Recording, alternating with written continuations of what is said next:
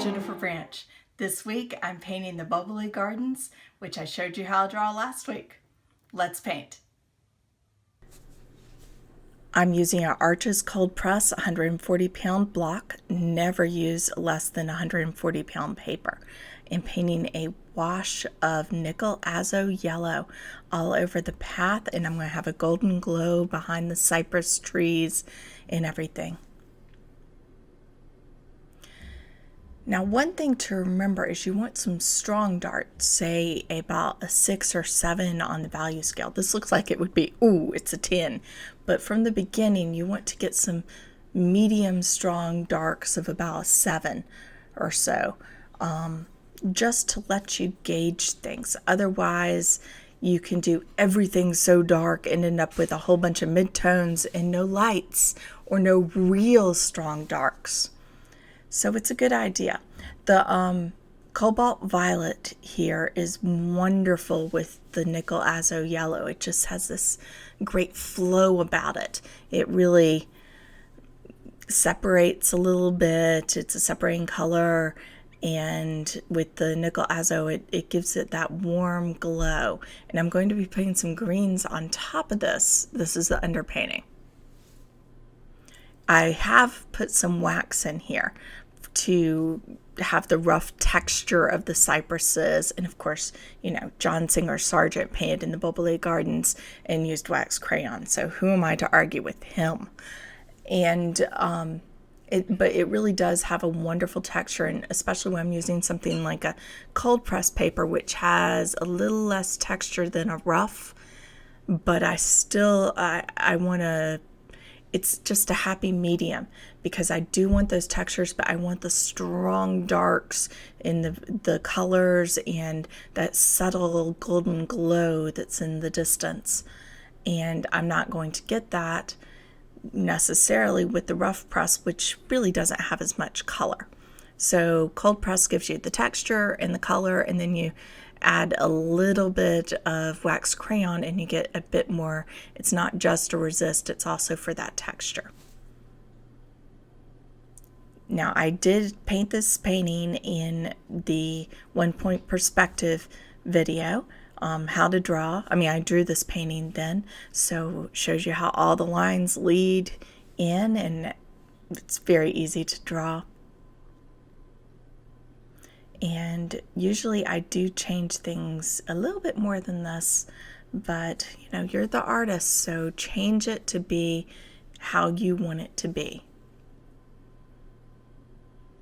Now you notice everything is still quite wet, but it's drying a little bit. I don't have a fan going or anything like that, but it's drying a little bit, just soaking into the paper.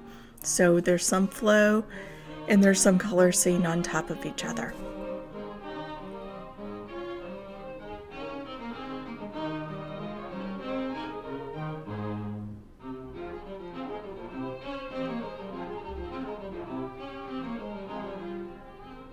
I want to keep those long, tall lines of the cypresses going, because they just go into the golden mist and lead you down that path.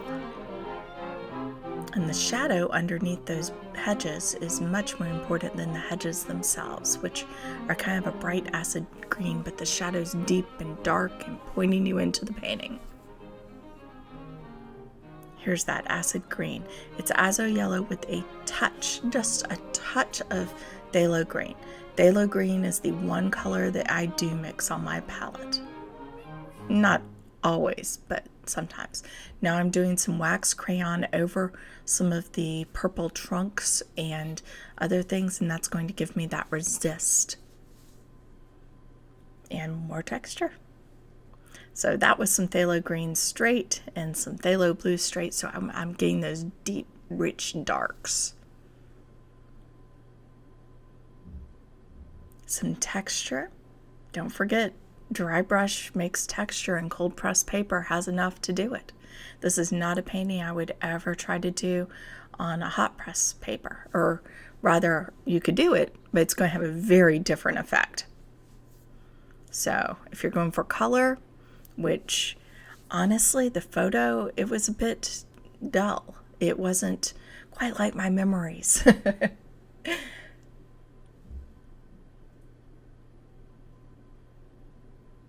And, art is all about taking your impressions of a place and getting them down on paper.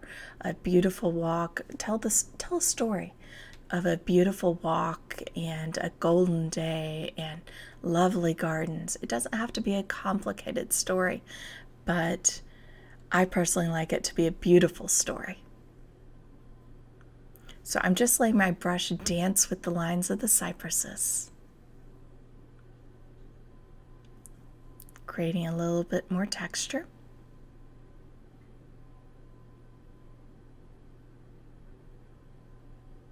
And that's, white paper back there. You don't have to paint every single square inch of a painting. You're not painting a wall. Leave some whites.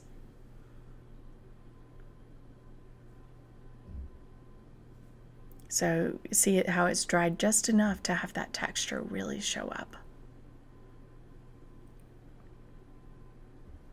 See, I think the entire painting took about 2 hours with drying time included. So, hit it once, get it right.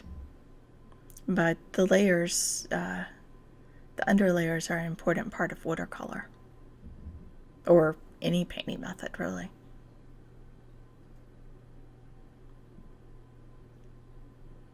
So more texture from those cypresses. And, cypresses just have wonderful texture on their trunks and the leaves and everything. And they plant them in these beautiful rows, which they keep all manicured.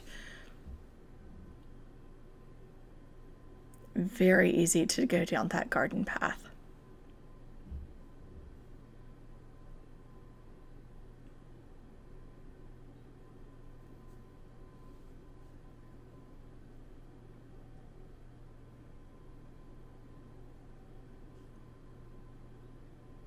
Now there are going to be some strong darks framing. They have to be a little bit misty, a little bit blue, a little bit purple, framing the view at the end.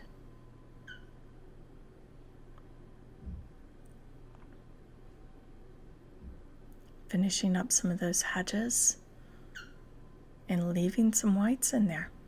Not too many, wanted a little bit blurred at the end.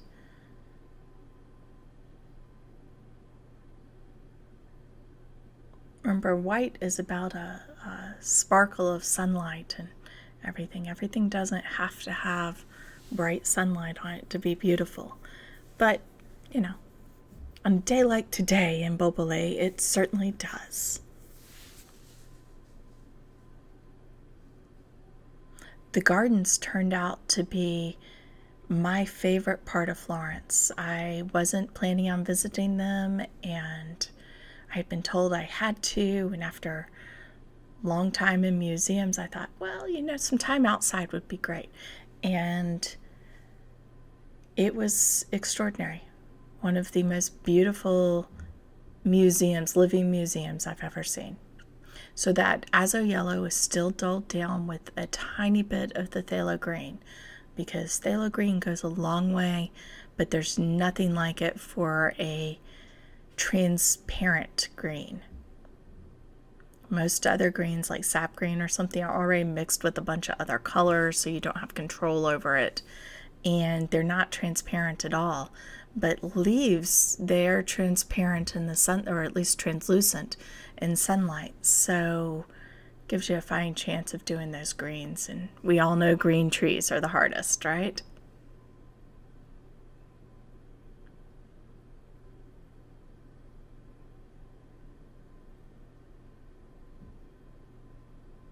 And notice one side is more purples and reds, and the other side that the light is very slightly coming from, because this is not too far off noon, is a little bit more golden color.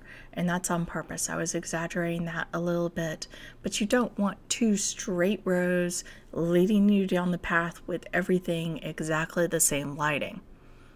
So even if your picture, Even if the photo or the scene that you're painting is near noon, exaggerate a little bit. Take the tiny hints of golden on one side and the tiny hints of maybe a deeper shadows and purples on the other side, and exaggerate. Give that feeling, that story.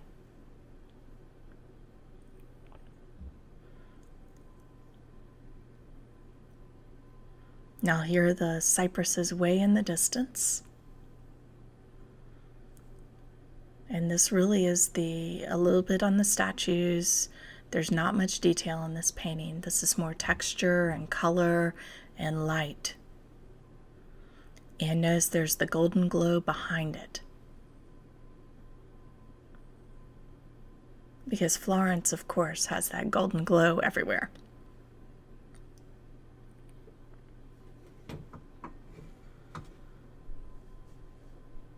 A little bit more of those shadows.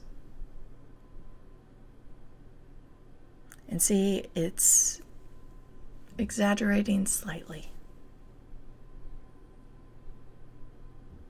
It's there, but maybe not as rich.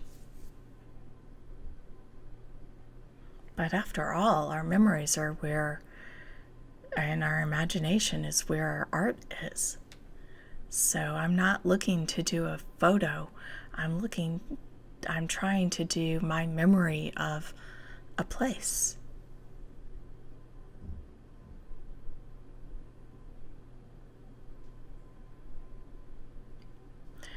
Now this is actually the tricky part because you don't want too much detail on the fountain.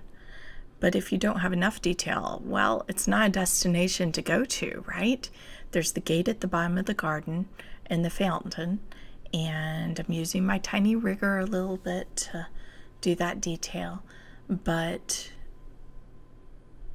and I do like using a rigger versus a tiny round because a tiny round is too exact. It's too easy to do perfect. So I choke up on my rigger, and instead of when you're dashing it to do tree branches, I choke up on my rigger and I do the detail with something that I have a little less control with.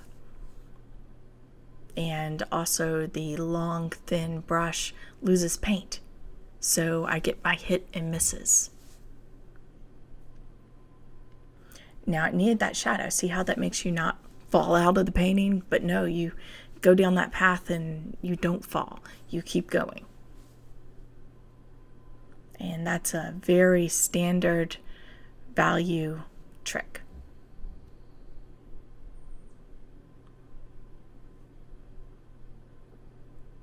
There are many things like that that make a viewer feel more comfortable going into your painting. At least their eyes, right?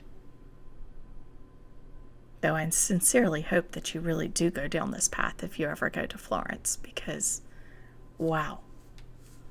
Some of the prettiest sculptures, and it's like walking back into the Renaissance.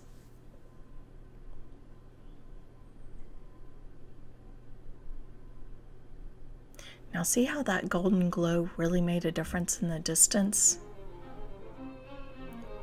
Always think about the effect that you want and the atmosphere you want when you're doing your underpainting, because the underpainting is what's going to show the atmosphere of the piece.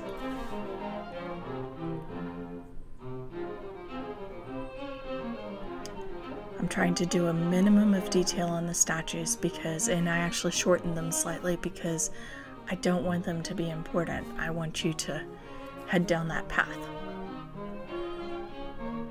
Now, in real life, you could certainly do a whole painting just on one of those gorgeous statues, but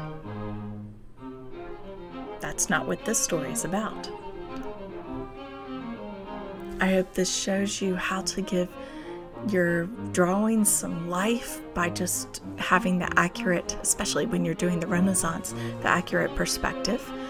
And this painting really is about that golden glow and that feeling and creating that atmosphere that you want in your painting with underpainting, and how each layer builds up to a beautiful painting.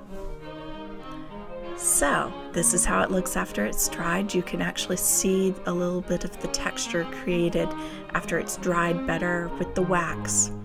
And please find a 1-point perspective, whatever, street, railway, whatever it is in your town, and practice, because this is fun.